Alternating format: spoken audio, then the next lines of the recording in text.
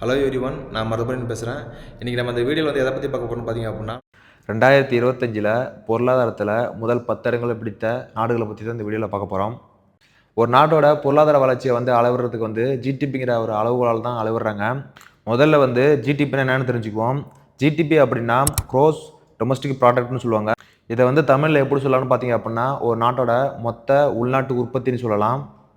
ஜிடிபினா என்னன்னு சொல்லிட்டு சுருக்கமாக தெரிஞ்சுக்குவோம். ஒரு நாட்டோட எல்லை பகுதியில் உற்பத்தி செய்யக்கூடிய மொத்த பொருட்கள், அதுக்கப்புறம் சேவைகளின் மொத்த சந்தை மதிப்பு தான் ஜிடிபின்னு சொல்கிறாங்க. அடுத்தது பொருளாதாரத்தில் முதல் 10 இடங்களை பிடித்த நாடுகளை பற்றி பார்ப்போம். 10,000ல் பிரேசில் நாடு இருக்குது. இந்த பிரேசில் நாட்டில் மொத்தம் 212 மில்லியன் மக்கள் வாழ்றதா சொல்லப்படுது. பிரேசில் நாட்டில் 2025 ஆண்டில் மொத்த உள்நாட்டோட உற்பத்தி எவ்வளோவா இருக்குன்னு பார்த்தீங்க அப்படின்னா $2.13 ட்ரில்லியன் இருக்குது.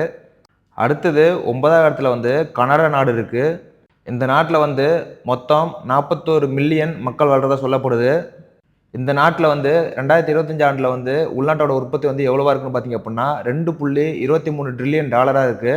அடுத்து 8,000ல் இத்தாலி நாடு இருக்குது.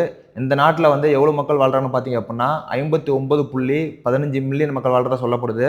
இத்தாலி நாட்டில் 2025 ஆண்டில் உள்நாட்டோட உற்பத்தி எவ்வளோவா இருக்குன்னு பார்த்தீங்க அப்படின்னா $2.42 ட்ரில்லியன் இருக்குது. அடுத்து 7,000ல் பிரான்ஸ் நாடு இருக்குது. இந்த நாட்டில் 68.6 மில்லியன் மக்கள் வாழ்றதா சொல்லப்படுது. பிரான்ஸ் நாட்டோட 2025 ஆண்டில் உள்நாட்டோட உற்பத்தி எவ்வளோவா இருக்குன்னு பார்த்தீங்க அப்படின்னா $3.211 ட்ரில்லியன் இருக்குது.